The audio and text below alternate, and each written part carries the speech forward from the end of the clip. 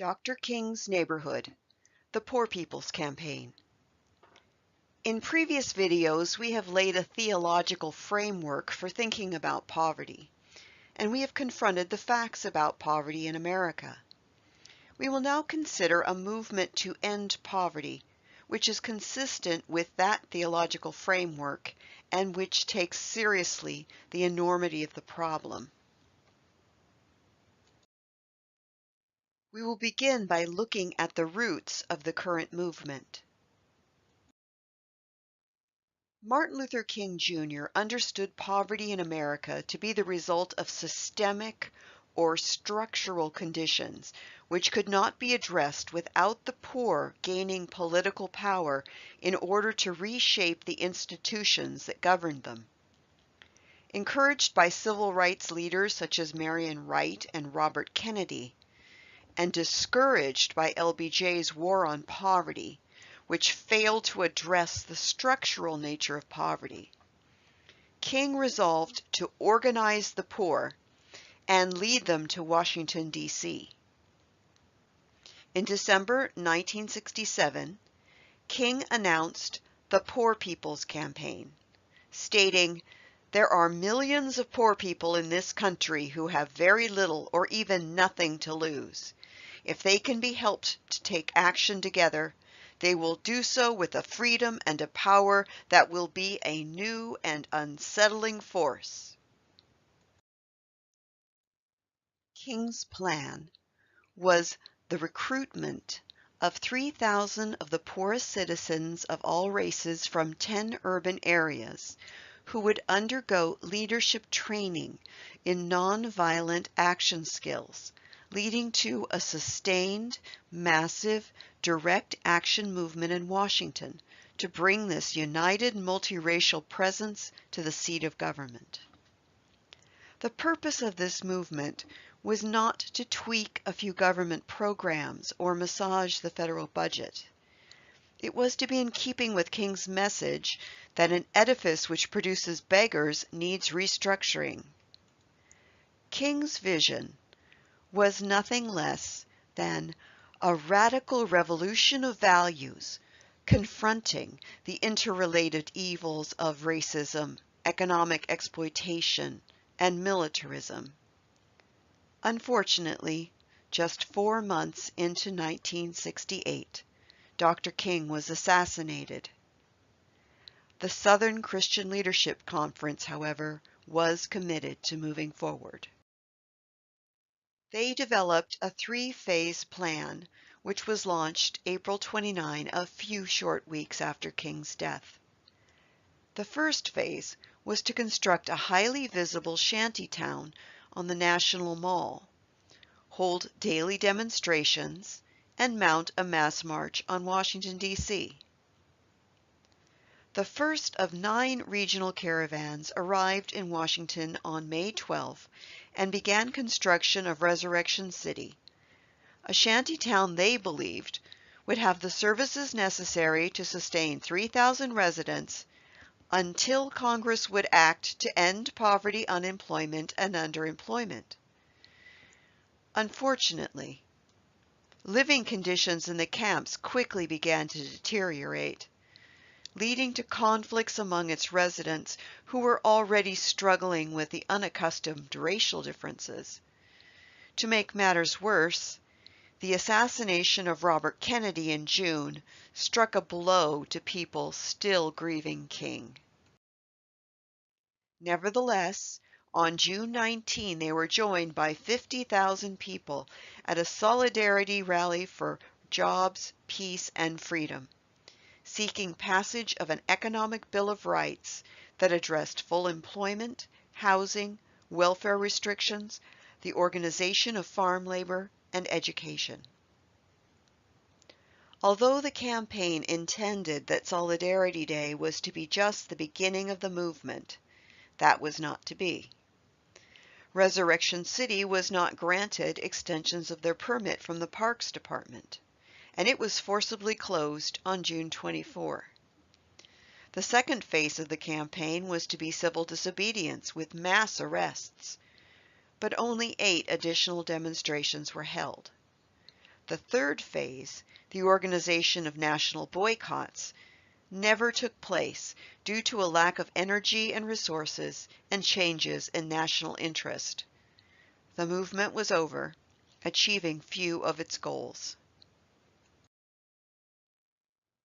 The Poverty Institute at Union Theological Seminary argues that despite its failure to meet its stated goals, the 1968 campaign succeeded in empowering the poor in significant ways, building leaders whose work has and in some cases continues to foster anti-poverty initiatives taking place today. However, they also see important lessons coming out of the 1968 campaign that should be heeded in going forward. In their analysis, the campaign suffered due to a lack of leadership training. It was always King's intention that those participating in the campaign would have a thorough understanding of the structures that lead to poverty and the interconnectedness of economic injustice, racism, and militarism. But the realities of daily life in Resurrection City did not leave time for leadership development. The campaign also suffered due to a lack of massive civil disobedience. King envisioned tens of thousands protesting poverty in multiple marches. But according to the Poverty Institute, the major stumbling block was the complacency of a growing middle class, unwilling to challenge systemic poverty and racism. And the campaign suffered due to a lack of multiracial unity.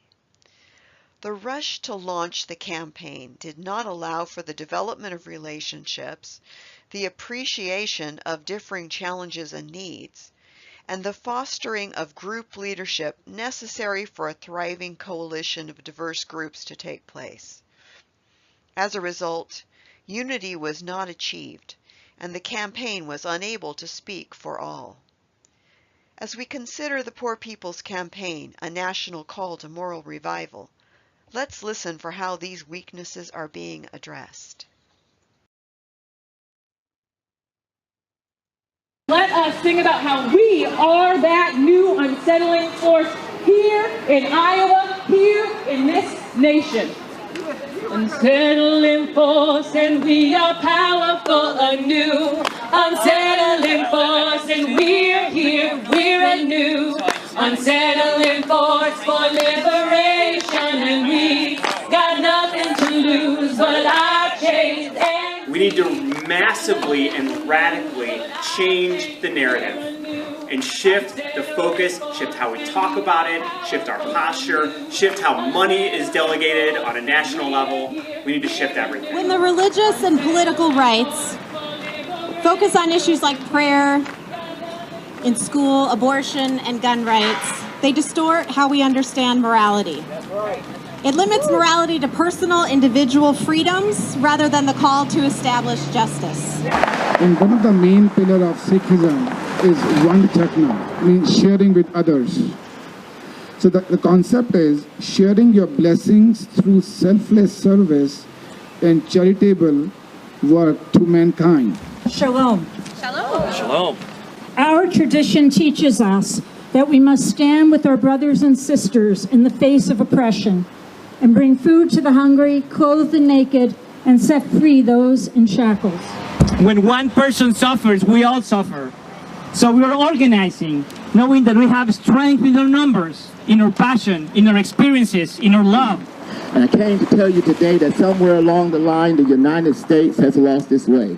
We have become a nation that no longer welcomes poor and huddled masses. Where is the love and policies that are designed to keep people poor? Tzedek, tzedek, tirduth.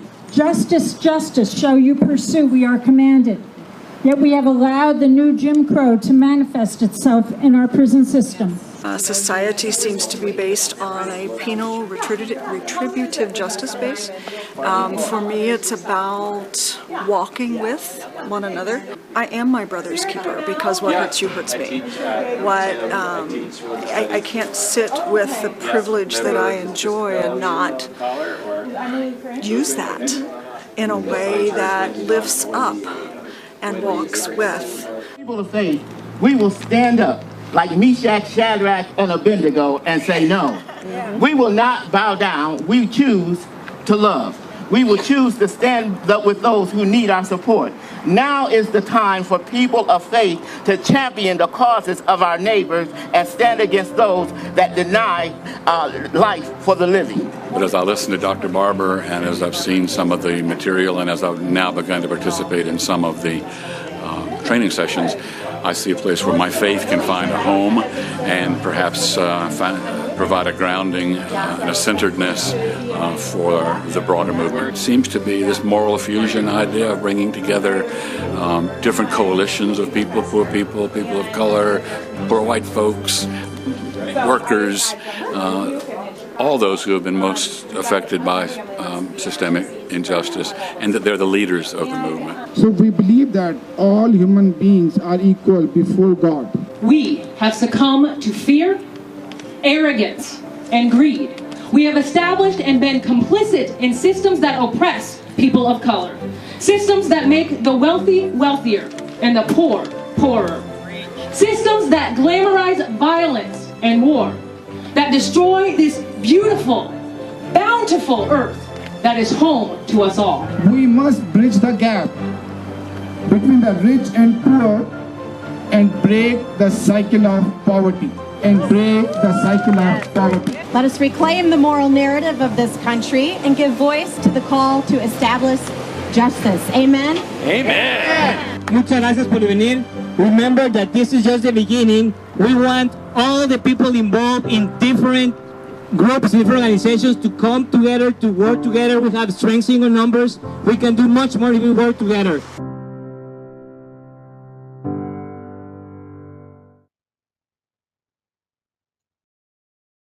On December 4th, 2017, on the 50th anniversary of King's call for the original Poor People's Campaign, the Poor People's Campaign, a national call for moral revival, was launched. Leading the movement were and are co-chairs Liz Theoharis, Presbyterian, and William Barber, a disciple, both seasoned anti-poverty activists and community organizers. At the launch, they described the movement as one which would unite the poor, disenfranchised, and marginalized to take action together, combining direct action with grassroots organizing, voter registration, power building, and nonviolent civil disobedience.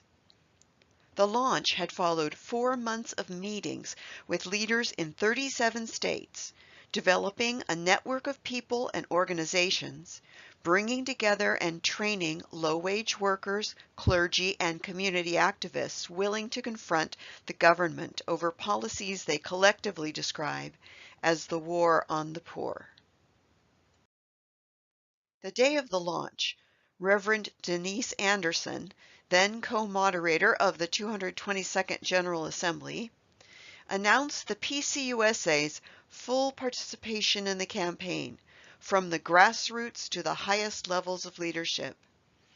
The PCUSA's Office of Public Witness in D.C. was to serve at times as a base of operations.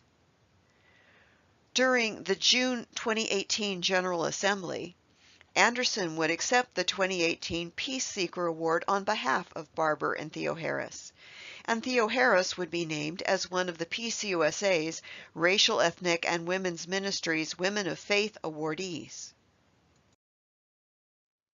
Over the course of the next 5 months, the movement prepared for an intensive 6-week nationwide campaign to begin on Mother's Day and culminate 40 days later with a march on Washington, D.C. During the preparation time, the state coordinating committees, which grew from 37 to 40, endeavored to recruit a minimum of 1,000 committed individuals each. Membership crossed lines of race, faith tradition, gender identity, sexual orientation, and generation.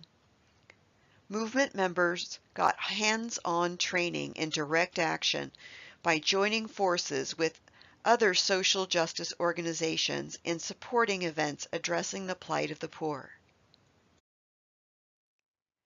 On April 13, following a 2-year listening tour in over 30 states, where anecdotal testimonies were gathered from the impacted, the movement's term for the poor, and following the release of an audit providing empirical data compiled by the Poverty Institute.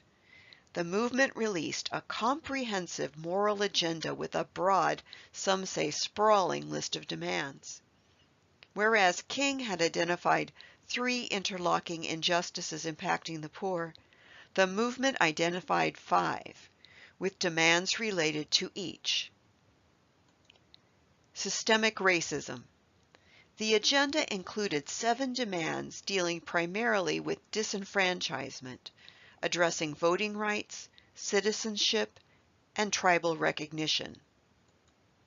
Poverty and inequality. The agenda included 19 demands addressing employment, wages, housing, education, healthcare, welfare, labor organization, as well as reforming the Census Bureau's poverty measures, ending mass incarceration, and ensuring equal rights regardless of gender identity and sexual orientation. War economy and militarism. The agenda included 5 demands denouncing warmongering, privatization, gun violence, and the criminalization of immigrants.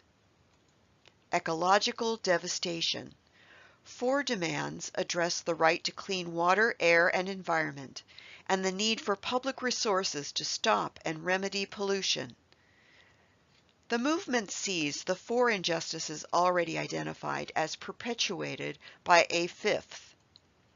Distorted national morality, described as an extremist religious and Christian national agenda which diverts attention from the key issues and challenges facing the majority of Americans.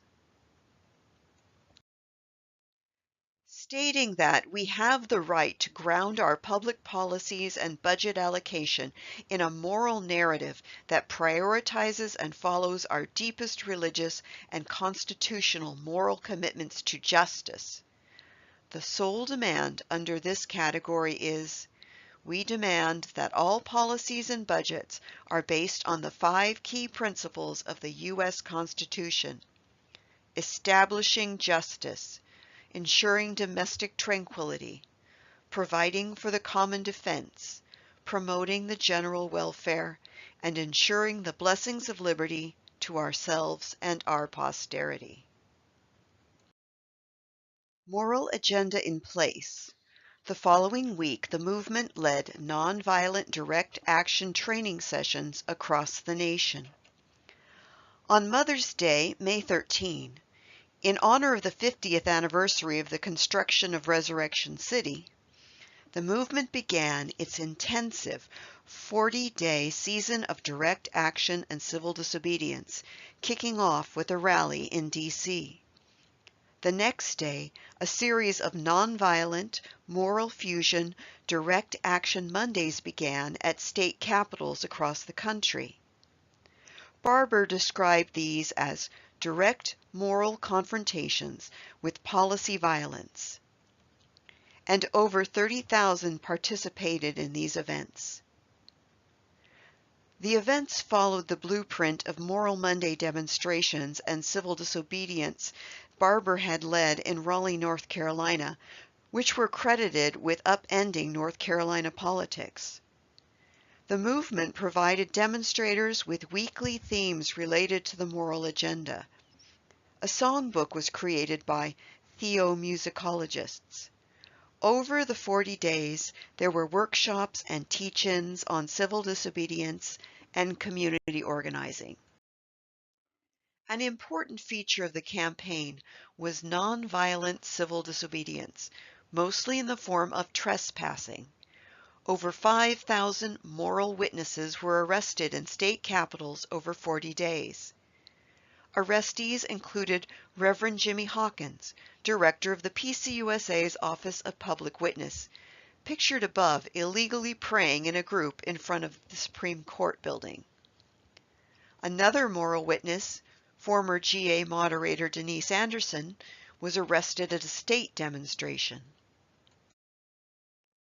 On June 23rd, the 6 weeks ended with 20 to 25,000 activists arriving in Washington, D.C. for the Global Day of Solidarity and Sending Forth Call to Action mass rally.